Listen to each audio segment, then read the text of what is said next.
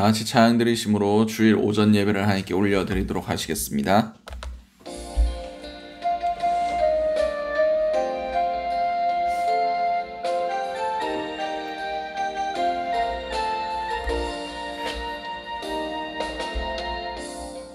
하늘의 문을 여소서, 이곳을 주목하소서. 주를 향한 노래가 꺼지지 않으니 하늘을 열고 보소서. 이곳에 임재하소서. 주님을 기다립니다.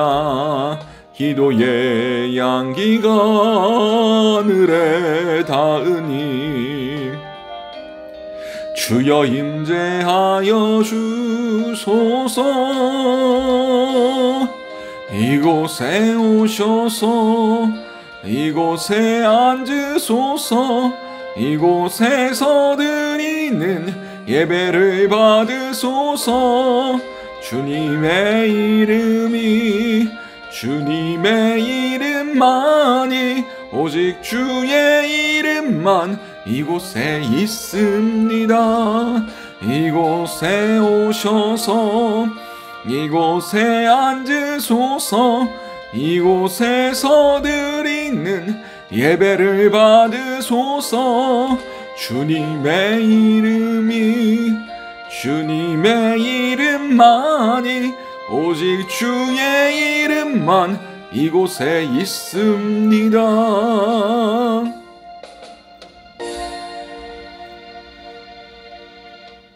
하나님은 여기시니 예배하는 자가 영과 진리로 예배할지니라. 사랑과 은혜가 충만하신 하나님 아버지, 은혜를 너무나 감사드립니다. 2023년 새해를 시작하게 하시고 이렇게 첫 예배를 하나님께 올려드리게 하심을 너무나 감사드립니다. 아버지, 이번 2023년도 한 해 동안 온전히 영이신 하나님 앞에 온전히 설 수 있도록 우리의 영을 깨워주시고, 우리가 하나님 앞에 정말 하나님의 뜻을 깨달아 알며 하나님의 놀라우신 계획 안에 머물 수 있는 그런 애들 될 수 있게 도와주시옵소서. 이 모든 것들 살아계신 우리 주 예수 그리스도의 이름으로 기도드립니다. 아멘. 사도신경으로 우리의 신앙을 고백하도록 하겠습니다. 나는 전능하신 아버지 하나님 천지의 창조주를 믿습니다. 나는 그의 유일하신 아들 우리 주 예수 그리스도를 믿습니다. 그는 성령으로 잉태되어 동정녀 마리아에게서 나시고 본디오 빌라도에게 고난을 받아 십자가에 못 박혀 죽으시고 장사한 지 사흘 만에 죽은 자 가운데서 다시 살아나셨으며 하늘에 오르시어 전능하신 아버지 하나님 우편에 앉아 계시다가 거기로부터 살아있는 자와 죽은 자를 심판하러 오십니다. 나는 성령을 믿으며 거룩한 공교회와 성도의 교제와 죄를 용서받는 것과 몸의 부활과 영생을 믿습니다. 아멘. 찬송가 532장 찬양 드리시겠습니다.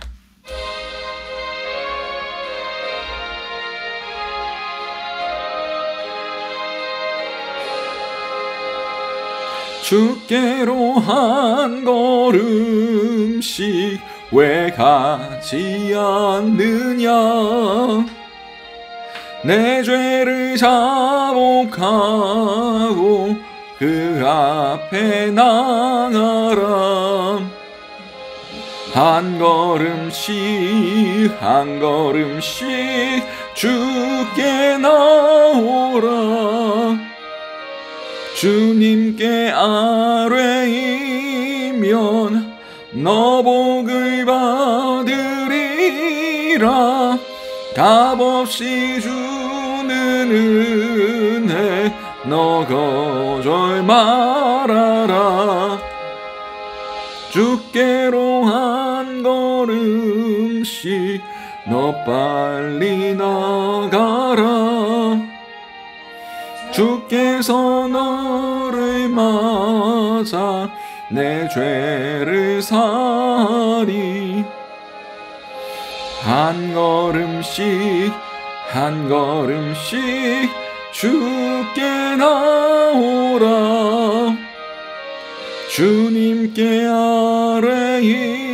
아뢰이면 너복을 받으리라. 값없이 주는 너 거절 말아라. 주께로 한 걸음씩 주 은혜 받으라. 기회를 잊지 말고 내 마음 정하라. 한 걸음씩 한 걸음씩 주께 나오라. 주님께 아뢰이면 너 복을 받으리라. 값없이 주는 은혜 너 거절 말아라. 주께로 한 걸음씩 곧 와서 아뢰라. 기쁘게 너의 몸을 주 앞에 드리라. 한 걸음씩 한 걸음씩 주께 나오라. 주님께 아뢰이면 너 복을 받으리라. 값없이 주는 은혜 너 거절 말아라. 아멘. 이 시간 유지윤 사모님 나오셔서 우리를 대표해서 기도해 주시겠습니다.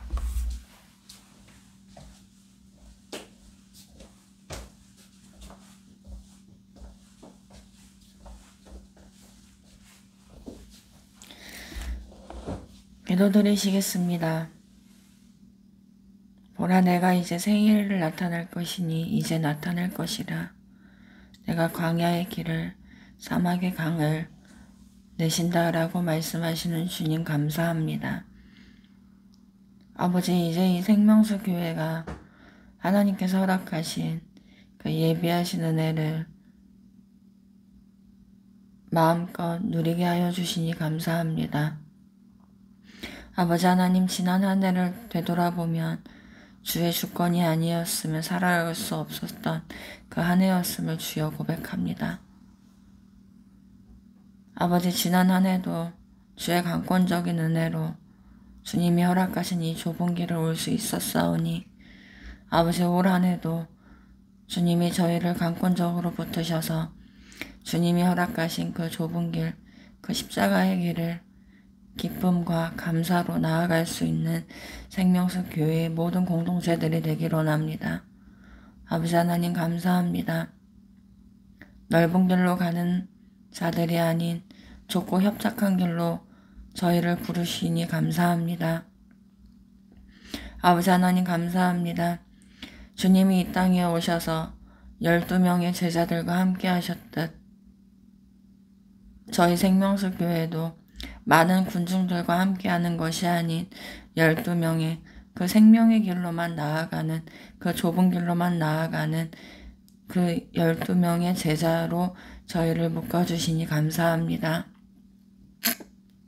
아버지 하나님, 그렇습니다.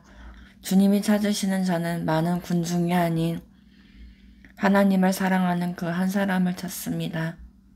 아버지, 이성진 목사님과 유지훈 사모도 또한 이곳에 있는 모든 주의 종들도 많은 자들을 찾아 헤매는 것이 아닌 하나님께서 허락하시고 하나님께서 택하신 그 한 영혼을 주님의 마음으로 품고 주님의 마음으로 섬기며 주님의 마음으로 그들과 함께 주님의 그 길을 기쁨으로 나아갈 수 있는 그 공동체가 되기를 원합니다.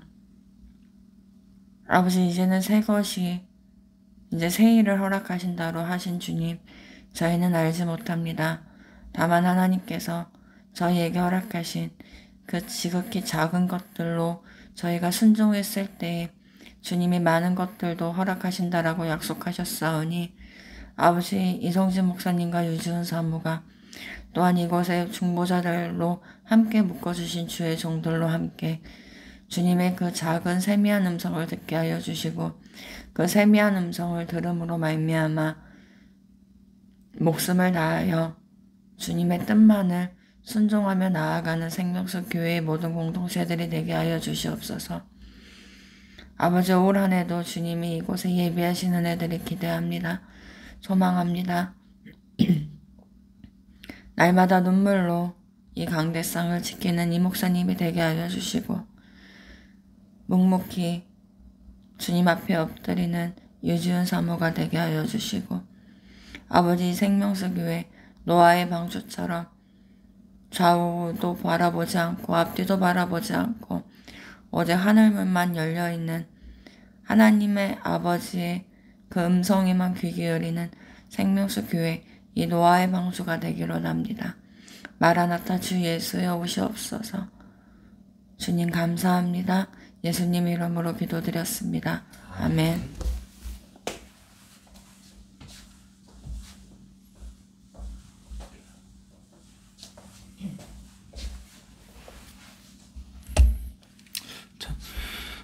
찬송가 550장 차양 드리심으로 준비하신 예물을 하나님께 올려드리도록 하시겠습니다.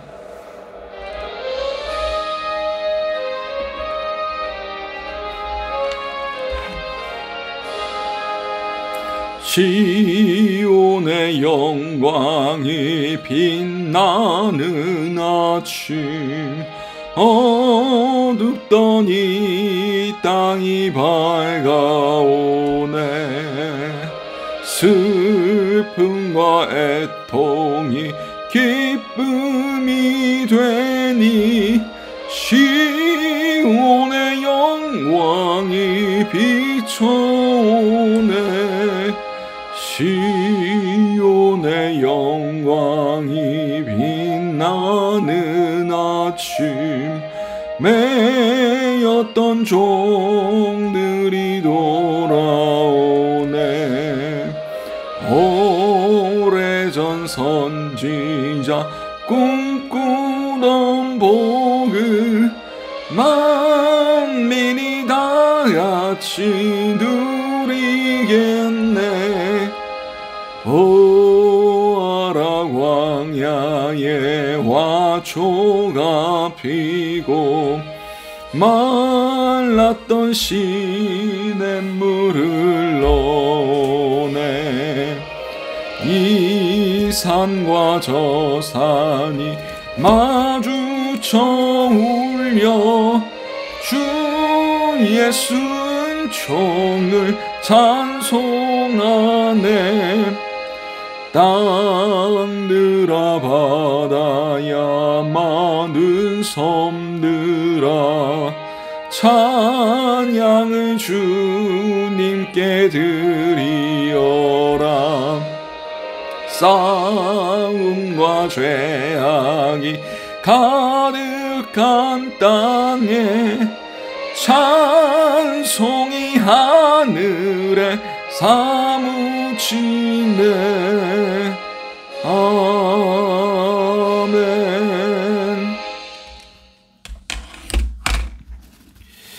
이성진, 유지은 목사 가정 감사헌금, 장지혜 집사님 가정 건축헌금, 장지혜 집사님 가정 감사헌금, 김복임 집사님 선교헌금, 삼성교회 김필혜 권사님 선교헌금, 상성교회 선교헌금, 김순옥 집사님 11조 헌금 하나님께 드리셨습니다.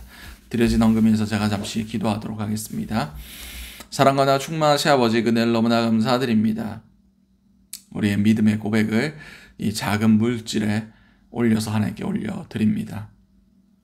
주님, 우리의 삶 가운데 정말 주님을 향한 뜨거운 마음들이 항상 감사와 감격으로 흘러나올 수 있게 하시고, 주님을 향하여 우리의 모든 것들을 올려드리고자 하는 그런 간절한 소망 가운데 이 예물이 하나님 앞에 상달될 수 있게 하시고, 그러므로 통해서 우리의 삶을 받으사 주께서 주님의 뜻대로 우리를 높이시며 사용하시는 은혜를 누릴 수 있게 도와주시옵소서. 이 모든 것들이 살아계신 우리 주 예수 그리스도로 기도드렸습니다. 아멘.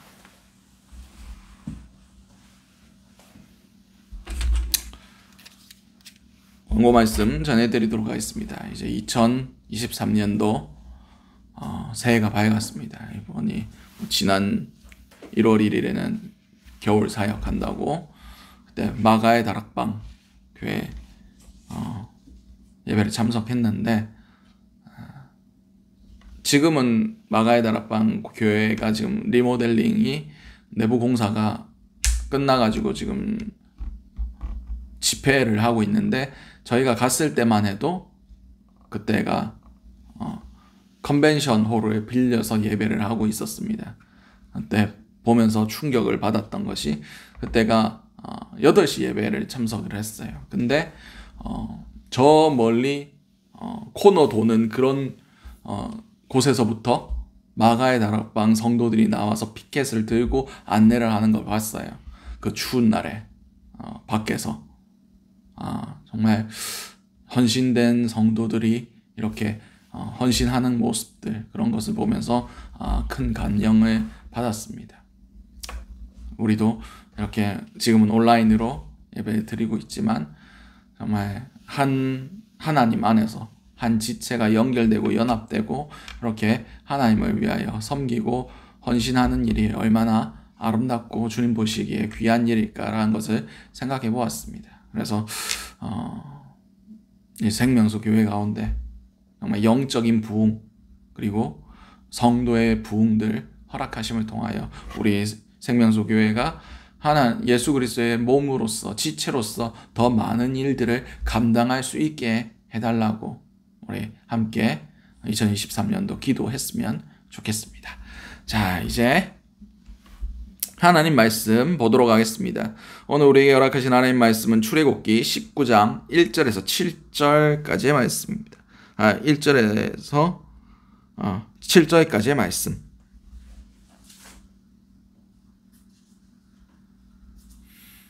출애굽기 19장 1절에서 7절까지의 말씀. 자가지 성경으로는 구약 111면이 됩니다. 다 찾으신 줄 알고 출애굽기 19장 1절에서 7절까지의 말씀을 우리 한 목소리로 합독하시도록 하시겠습니다. 이스라엘 자손이 애굽 땅을 떠난 지 3개월이 되던 날, 그들이 시내 광야에 이르니라. 그들이 르비딤을 떠나 시내 광야에 이르러 그 광야의 장막을 치되 이스라엘이 거기 산 앞에 장막을 치니라. 모세가 하나님 앞에 올라가니 여호와께서 산에서 그를 불러 말씀하시되 너는 이같이 야곱의 집에 말하고 이스라엘 자손들에게 말하라. 내가 애굽 사람에게 어떻게 행하였음과 내가 어떻게 독수리 날개로 너희를 업어 내게로 인도하였음을 너희가 보았느니라. 세계가 다 내게 속하였나니 너희가 내 말을 잘 듣고 내 언약을 지키면 너희는 모든 민족 중에서 내 소유가 되겠고 너희가 내게 대하여 제사장 나라가 되며 거룩한 백성이 되리라. 너는 이 말을 이 이스라엘 자손에게 전할지니라. 모세가 내려와서 백성의 장로들을 불러 여호와께서 자기에게 명령하신 그 모든 말씀을 그 앞에 진술하니. 아멘. 오늘 우리에게 허락하신 출애굽기 19장 1절에서 6절까지의 말씀을 가지고 하나님 앞에 서기까지 라는 제목으로 함께 은혜를 나눴으면 좋겠습니다.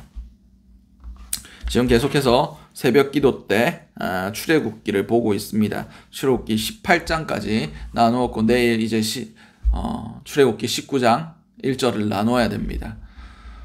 이제 이스라엘 백성들이 그 광야의 삶을 시작한 지 이제 3달째 되었다라고 성경 기록하고 있습니다. 근데 그들이 출애굽할 때 람셋에서 출애굽을 합니다.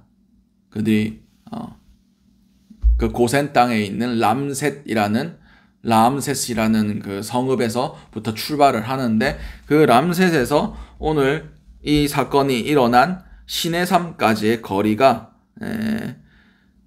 불과 240km밖에 안 돼요. 240km.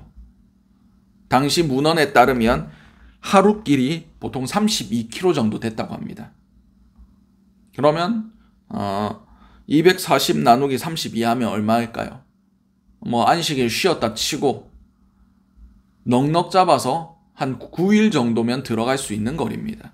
근데 이 거리를 얼마가 걸렸다고요? 3달이 걸렸다고요. 이스라엘 백성도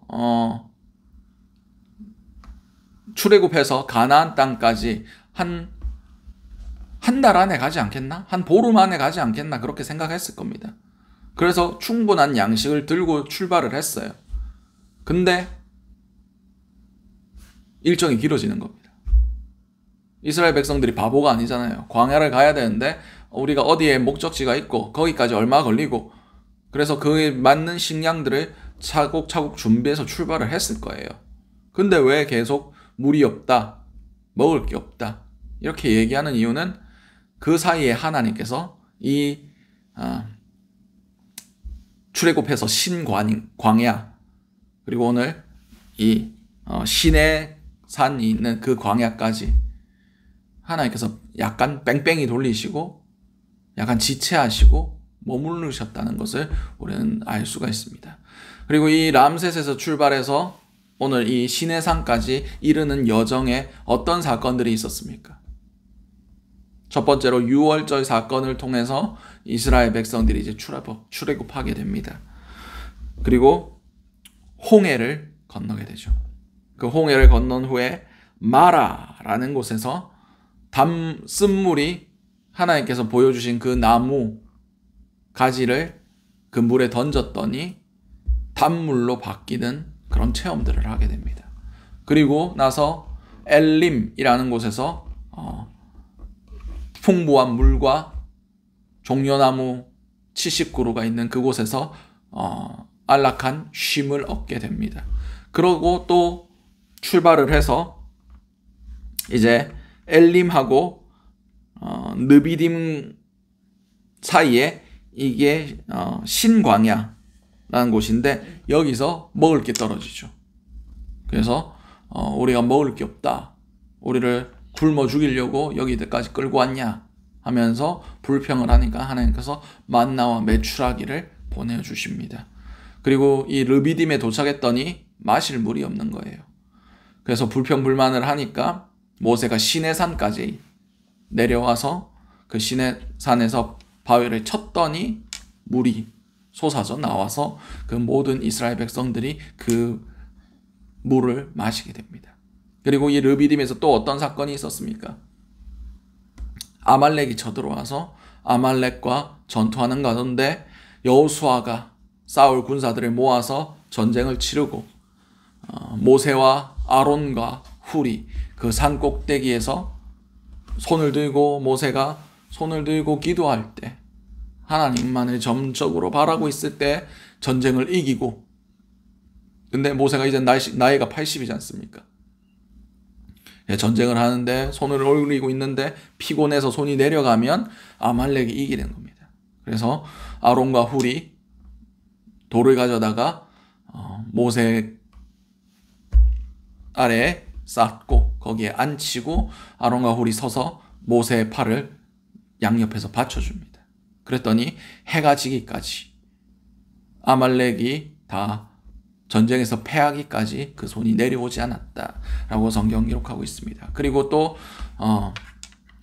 이드로, 모세의 장인이었던 이드로가 와서 모세가 그에게 하나님께서 모든 일들을 행하셨던 것들을 다 증언하고 이드로가 하나님을 찬양하고 높이고 영광을 돌립니다. 그리고 모세가 하는 일을 지켜봐요. 지켜보니까 뭘 하고 있습니까? 온 백성, 장정만 60만이고 어린 아이와 여성과 노인까지 합치면 적어도 200만은 됐을 법한 그 백성들이 모든 사사로운 문제 하나하나까지 다 모세한테 해결해 달라고 가지고 옵니다. 그래서 모세가 율법의 기준대로 하나님의 기준대로 옳고 그름을 판단하고 막 그렇게 하는데 하루 종일 모든 시간이 거기에 다 허비되는 거예요. 그래서 이드로가, 장인이었던 이드로가 그도 한 부족의 족장이었으니까 부족을 이끄는 경험이 있었지 않습니까? 그래서 지혜 있는 사람을 택해라. 그래서 그들을 1000부장, 500부장, 100부장, 50부장, 10부장을 세워서 짜잘한 문제들은 전부 다 그들이 해결하게 하고 진짜 중요한 문제들만 너에게 가지고 오게 해라 라는 그런 해답을, 해안을, 지혜를 베풀음을 통해서 이스라엘 백성들이 모세가 하나님께서 부여하신 그 사명 거기에만 집중할 수 있게 해 주었습니다. 그 다음 일어난 사건이 바로 이 시내 산이 있는 그곳 가운데 시내 광야에 들어선 사건이에요. 이제 시내 산은 곧 하나님의 임재가 있는 곳이고 모세가 처음 하나님을 만난 곳입니다. 하나님의 산, 다른 말로는 호렙산이라고도 하는데 이 하나님의 산에 서기까지의 이 모든 과정이 전혀 우연이 아니었다는 것을 우리는 알아야 됩니다. 하나님께서 계획적으로 이 모든 사건들을 배치해 놓으셨다는 것을 우리는 깨달아 알아야 됩니다. 그 사건 하나하나를 통해서 하나님께서 우리에게 무엇을 가르쳐 주고 싶어 하셨을까요? 이스라엘 백성은 원래 430년 동안 종살이 하던 사람들입니다. 이런 사람들이 자신이 뭔가를 일해서 먹은 게 아니라 딴 사람들이 시킨 일을 하고 준 음식을 먹고 살았던 사람들이 이스라엘 백성들이었어요. 자기 스스로 뭔가 할 수 있는 능력이 없는 사람들이었습니다. 한 국가로서 제대로 작동할 그런 능력들이 없는 사람들이 이스라엘 백성들이었어요. 자신들이 뭔가를 조직해 본 적도 없고 뭔 계획을 해본 적도 없고 시키면 시키는 대로 그냥 노예적 마인드를 가지고 살고 있는 사람들이었습니다. 꿈도 소망도 없이 그냥 시키는 대로 하고 오늘은 맛있는 거 주나 이런 것만 생각하고 살았던 사람들이 이스라엘 백성들이었어요.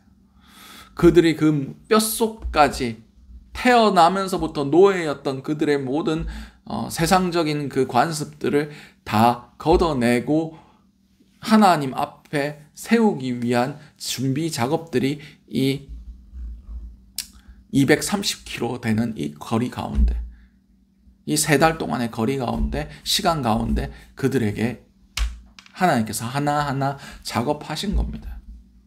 물론 이 작업 후에도 어떻게 됩니까? 하나님 앞에 모세가 섰는데 하나님의 음성이 그들에게 들려지니까 제발 우리한테 하나님 말씀 못하게 해주십시오. 당신만 올라가서 당신에게만 하나님이 말씀하게 하시고 우리한테는 말씀 못하게 해주세요. 우리가 너무 두렵고 너무 무섭습니다. 라고 얘기를 해요. 그리고 이제 20장부터 모세가 이제 올라가서 하나님 앞에 십계명도 받고 율법도 받고 성전에 대한 그런 비전들도 받고 모든 규례와 율법들을 받고 그래서 31장까지 계속 하나님의 그런 율법들, 기준들, 말씀들이 계속 이어집니다. 이게 40일간에 하나님께서 그에게 보여주신 거예요. 근데 이 40일이 끝나고 뭔 사건이 일어났습니까? 모세야 내려가라. 지금 쟤들 난리 났다. 하면서 내려가 봤더니 이스라엘 백성들이 금송아지 만들어 놓고 이것이 우리를 인도한 하나님이다. 이제 이거 가지고 애굽으로 돌아가자. 막 이딴 소리를 하고 있습니다. 그래서 모세가 열받아 가지고 하나님이 주신 2돌판, 십계명 돌판을 던져버리죠. 하나님 앞에 연단받고 준비됐고 그런 훈련을 받았다고 해서 하나님 앞에 다 서는 게 아니라는 것을 우리는 볼 수가 있습니다. 제가 볼 때 한국교회 많은 성도들이 아직 하나님 앞에 선 경험이 없는 것 같아요. 하나님으로 인하여 내 삶이 완전히 변화되고 세상의 가치관과 다른 그런 하나님의 기준이, 하나님의 말씀이, 하나님의 율법이 내 안에 온전히 선 경험이 없는 것 같습니다.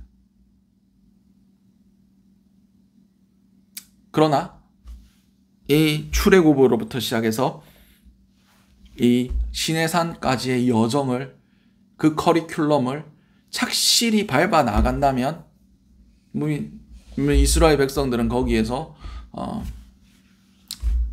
F가 뜨긴 했지만 제대로 그것을 훈련받고 연단받지 못했긴 하지만 우리도 이 커리큘럼을 하나님 안에서 계속 수행해 나간다면 하나님의 기준에 우리가 부합될 수도 있고 하나님 안에서 우리가 하나님의 부르심, 하나님을 만날 수 있는 은혜가 있을 거라고 저는 확신을 합니다.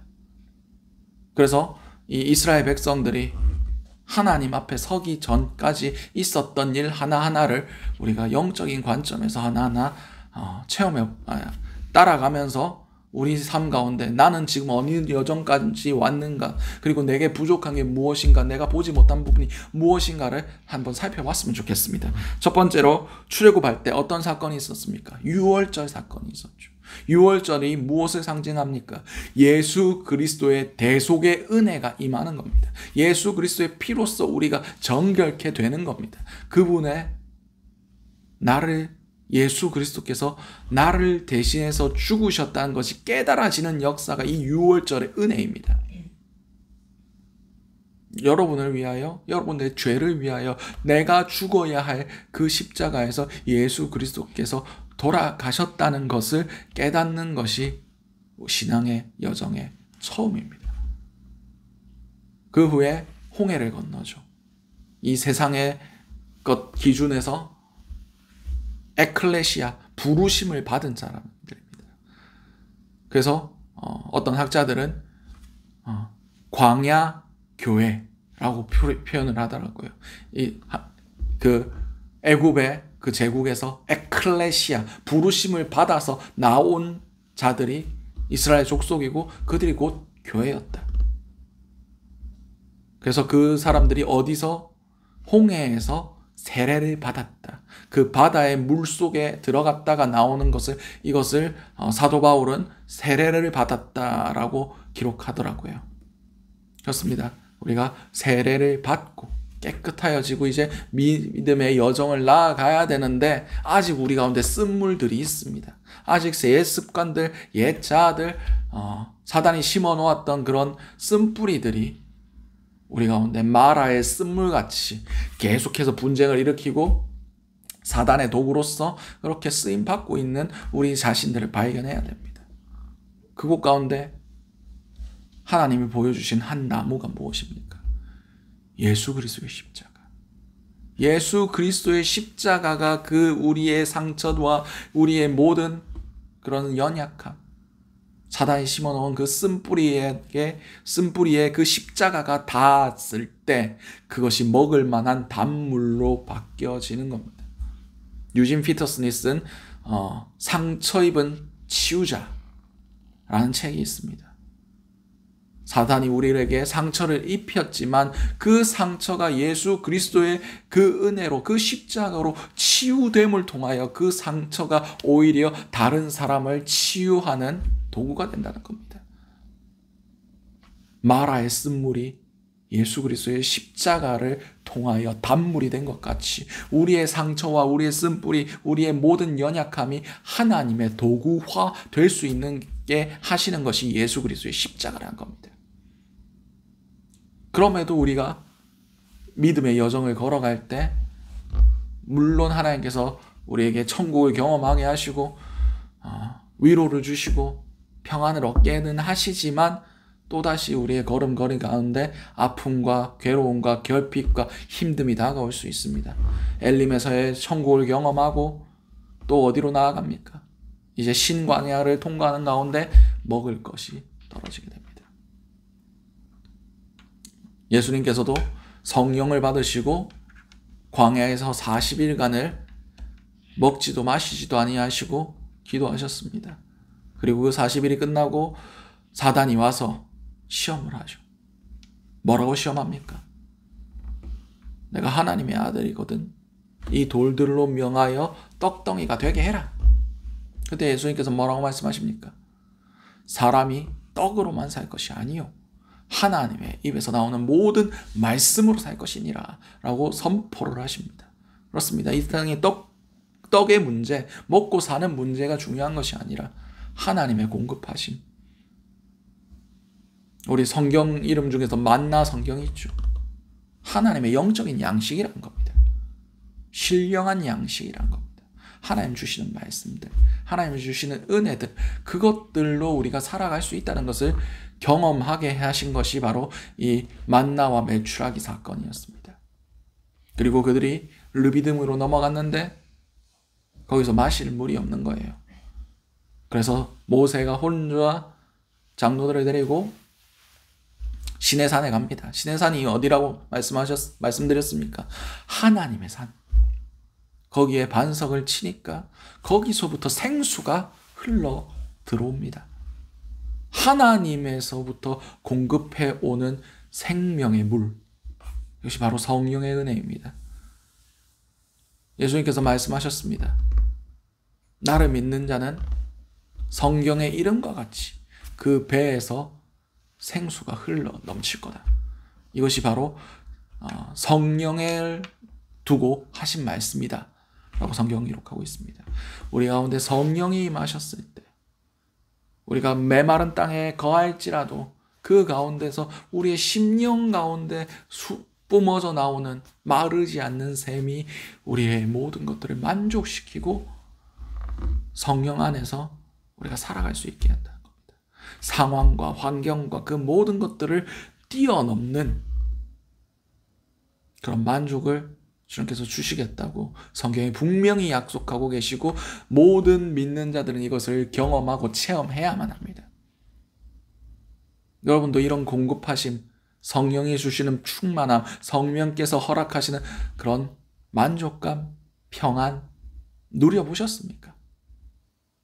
우리는 그것을 누리고 그것을 추구하고 그 만족 안에 그 평안 안에 항상 기뻐하고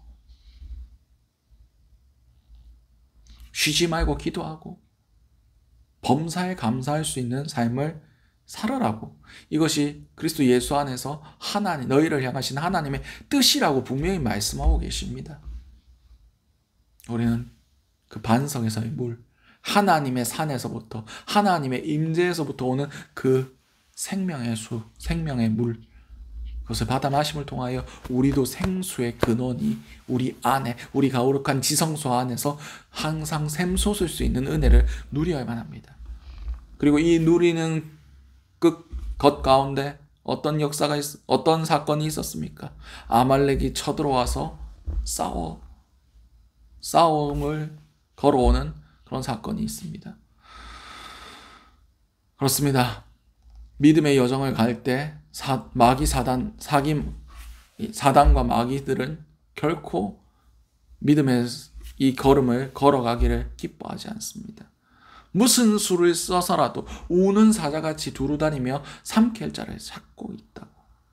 택하신 자들 가운데서도 할 수만 있다면 그들을 삼키려고 하는 것이 사단입니다. 마귀입니다. 어떤 사람들이 착각을 하더라고요. 믿으면 이제 좋은 일만 나오고 좋은 일만 만나고 하나님께서 꽃길만 주시고 평안과 기쁨과 어떤 어려움도 안 당하게 하시고 사업 잘 되게 하시고 자녀 잘 되게 하시고 직장 취직되게 하시고, 맞습니까? 성경에 그런 역사 일어난 거 갖고 와보세요. 없습니다. 없어요. 누가 그렇게 잘 되기만 하길 그런 걸 얻었습니까? 오히려 플러스 마이너스 제로 하면 고난 쪽이 훨씬 큽니다. 축복을 받았어도 축복을 받을 만한 고난과 연단 없이는 하나님이 아무것도 주시지 않습니다. 우리는 사단과 싸워야 되는 존재입니다. 영적 싸움을 싸우라고, 전신갑주를 입으라고 주님께서 명령하고 계십니다. 무엇과 싸워야 됩니까? 우리가 정확히 우리가 무엇을 싸워야 되는지는 알아야 되지 않습니까? 영적 존재들입니다. 우리는 사두개인적 신앙을 가지면 안 돼요. 이 물질 세계에만 매여 있으면 안 됩니다. 천사도 없고 부활도 없고 영도 없고 사단도 없고 마귀도 없다. 그렇게 신앙생활하는 사람들이 더러 있어요. 영의 존재는, 영의 세계는 존재합니다. 우리가 눈에 보지 못할 뿐이지 성령도 그와 같다고. 바람이 임의로 불고 임의로 불되 성령으로 난 사람도 그와 같다. 어디서 와서 어디로 가는지 아무것도 모르지만 나뭇잎이 흔들리니까 성령이 있는, 바람이 있는 걸 아는 것 같이 현상적으로 우리가 일어나는 것들을 보니까 성령이 계시다라는 것을 아는 것 같이 영적 세계가 분명히 존재합니다. 우리의 싸움은 혈과 육의 싸움이 아닙니다. 우리의 모든 과거의 습관들, 아픔들, 그 모든 세상에 찌들어 있던 그런 모습들, 육적인 것 같지만 그 뒤에 영적으로 조정하는 것들이 있다는 것을 우리는 깨달아 알아야 됩니다. 우리는 영적 싸움 싸워야 돼요. 아말렉과의 전투가 물론 여호수아가 칼 들고 싸우긴 했지만 그 승패가 여호수아가 얼마나 검술에 뛰어났는지, 전략에 뛰어났는지에 따라 결정이 되었습니까? 아니었어요. 그 싸움의 승패의 기준은 딱 하나였습니다. 모세가 손을 들고 있느냐, 손을 내리고 있느냐. 다시 말해서 하나님께 기도하느냐, 하나님을 붙드느냐, 하나님을 붙들지 못하느냐. 이거의 그 싸움의 승패는 딱 그거 하나로만 나눠졌어요. 영적 싸움이라는 거예요. 우리는 하나님 앞에 우리의 손을 들고 기도할 때 영적 싸움을 이길 수 있습니다. 예수님께서도 제자들이 그 귀신 들린 귀신을 쫓아내려고 했는데 아무리 해도 안 되는 거예요. 근데 예수님이 오셨을 때 한 번에 그 귀신을 쫓아내 주시니까 제자들이 궁금해서 묻습니다. 왜 우리는 못했습니까? 예수님께서 기도 외에 이런 유가 나갈 수 없다. 니들이 기도 안 해서 그렇다. 그렇게 말씀하셨어요. 우리는 기도해야 영적 싸움을 이깁니다. 하나님의 충만함을 받아야 영적 싸움을 이길 수 있습니다. 믿는 자가 취할 수 있는 가장 강력한 행위는 칼 들고 뛰어다니면서 싸우는 게 아니라 하나님 앞에 엎드리는 거예요. 하나님만을 붙드는 겁니다. 그때 내 싸움이 하나님의 싸움이 되는 겁니다. 하나님만을 의지하고 하나님 앞에 엎드리는 것. 주님께서는 그것을 귀히 보시고 우리의 싸움을 싸우게 하십니다. 그리고 또 어떤 사건이 있었습니까? 모세의 그 모든 사역들, 그런 일들이 백성들을 재판하고 판단하는 것이 나쁜 일 아니지 않습니까? 좋은 일이에요. 그리고 그것을 모세보다 잘할 수 있는 사람 거기 없습니다.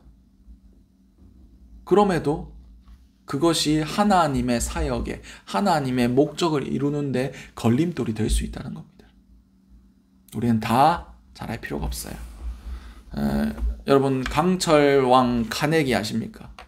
미국의 유명한 사업가죠. 그가 배운 게 없어요. 그래서 그 항구 노동자로 부둣가에서 일하던 사람으로서 사업을 해서 성공을 해가지고 미국의 강철 왕까지 된 사람입니다. 그래서 그가 한 TV 토크쇼에 나와서 토크쇼를 했는데 그가 못 배웠다는 거, 그의 학력이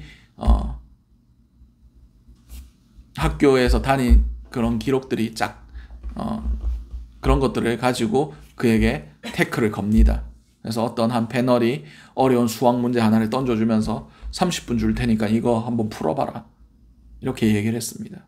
근데 강철한 카네기가 뭐라고 얘기했냐면 내가 이걸 왜 풀어야 되느냐. 나에게 30분이 있으면 이 문제를 한 번에 풀 수 있는 3명을 데리고 올 수 있다. 라고 얘기했어요. 내가 할 필요 없다는 겁니다. 내가 잘하는 것, 내 사명에만 집중하면 된다는 겁니다. 우리의 삶이 정돈되어야 되는 이유가 여기 있습니다. 진짜 사명에 붙들린 사람들, 진짜 하나님이 나를 쓰시고자 결단하시고 하나님이 주장하시는 사람들의 삶을 보면 굉장히 단순합니다.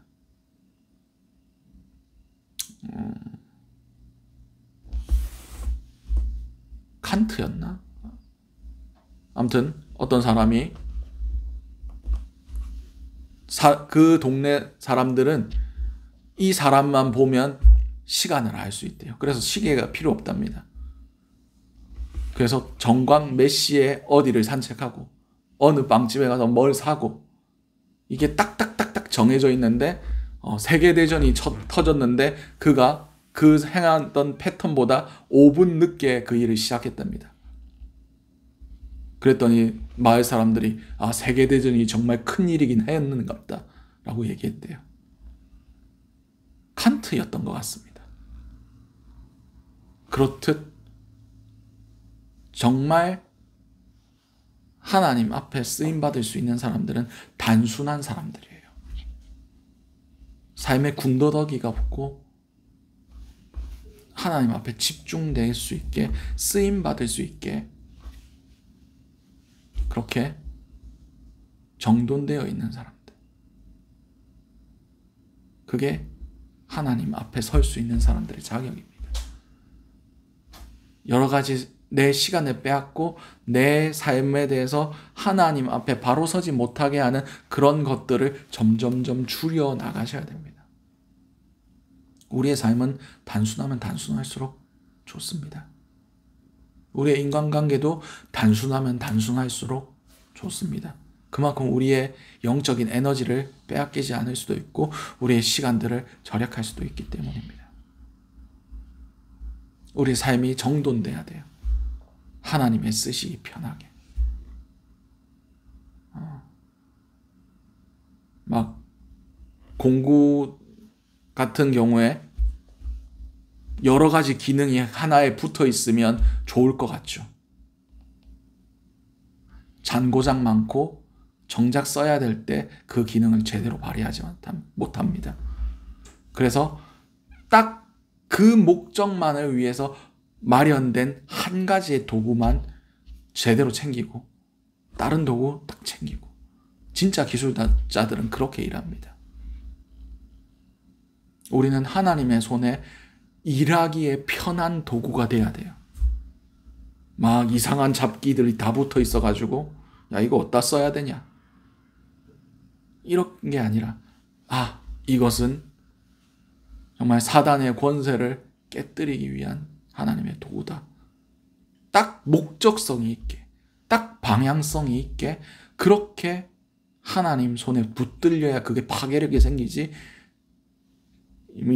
뭐 죽도 밥도 아닌 그런 걸로 하나님 사용하지 않습니다.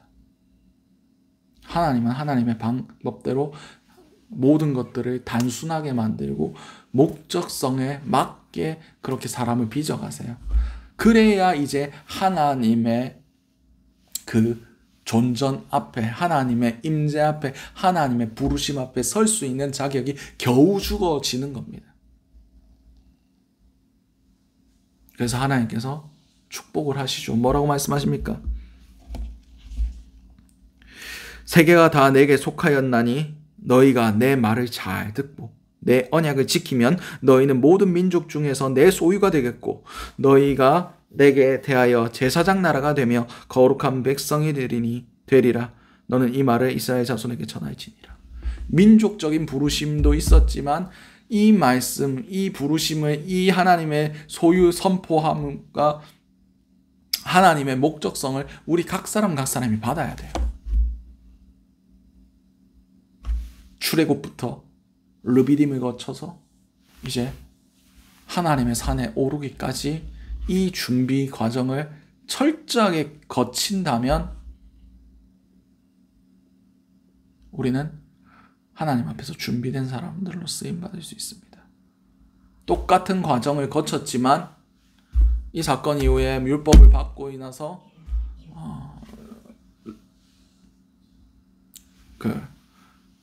시내산에서 거의 1년 반 이상을 머뭅니다. 그리고 거의 2년, 3년쯤 됐을 때 가나안 정탐을 가요. 그 가운데 준비되어 있었다는 사람은 누구밖에 없었습니까? 여호수아와 갈렙 딱 두 사람. 결국 출애굽했었던 그 세대들 중에 20살 아래의 모든 백성들 다 죽고 여호수아와 갈렙 딱 두 사람만 하나님의 약속하신 땅을 받습니다. 하나님 앞에 서기에 준비된 사람들, 그 커리큘럼을 착실히 수행하고 하나님 앞에 학자의 부르심으로 섰던 사람들, 여호수아와 갈렙. 여러분, 2023년도 첫 주의 설교를 이렇게 하나님께 여러분들에게 전합니다. 2023년도 단 한 가지 목표가 여러분들에게 주어진다면 그것은 하나님 앞에 서는 것. 누구의 하나님이 아닌 바로 내 하나님을 만나는 것.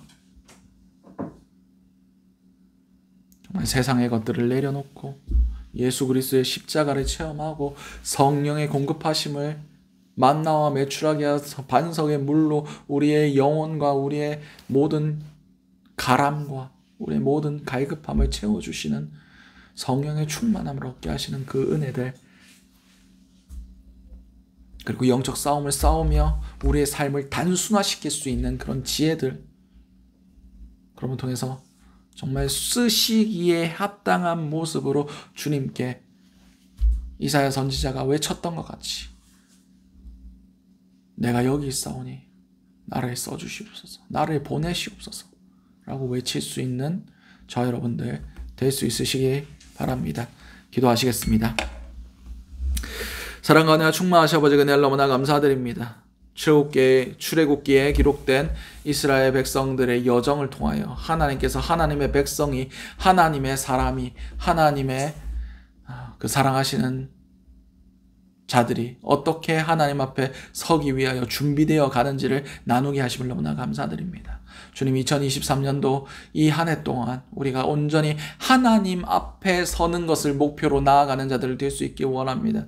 주여, 주를 간절히 찾는 자가 주를 만나리라 말씀하셨던 것 같이 우리가 우리의 삶을 전동하고 우리의 삶을 선한 싸움을 싸워내며 주님 주시는 그 갈급함과 그 타는 듯한 목마름을 가지고 주님의 공급하심을 간절히 소망하며 주님을 만나 배웠기를 간절히 소망하는 그런 2023년 한 해가 될 수 있길 원합니다. 주여, 우리의 이번 2023년 한 해가 그냥 흘러가는 세월이 아니라 우리의 삶 가운데 하나님과 접점이 있는 그런 영적인 그런 임팩트가 있는 그런 한 해가 될 수 있게 도와주시옵소서. 이 모든 것들이 살아계신 우리 주 예수 그리스도 이름으로 기도드렸습니다.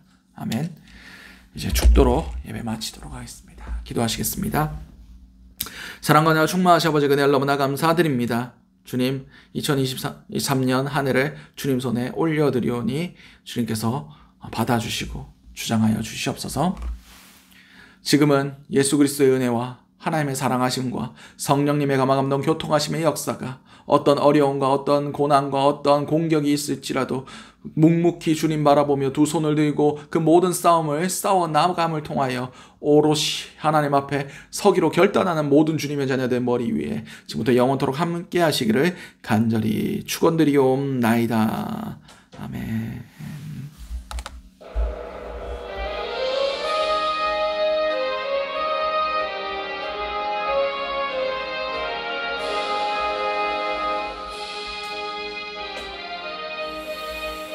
주여.